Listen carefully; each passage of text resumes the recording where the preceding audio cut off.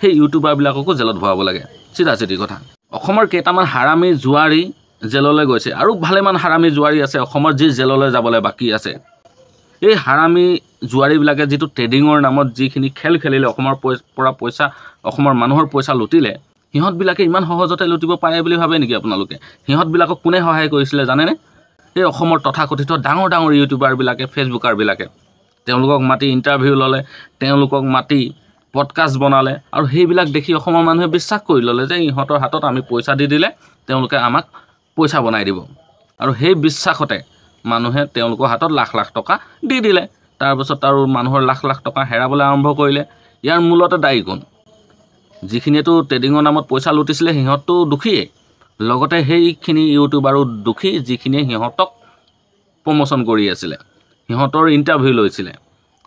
সেইখিনি মানুহেতো সহায় কৰিলে ন সিহঁতক টকা লুটিবৰ কাৰণে গতিকে চৰকাৰে প্ৰশাসনে সেই ইউটিউবাৰবিলাককো জেলত ভৰাব লাগে চিধা চিধি কথা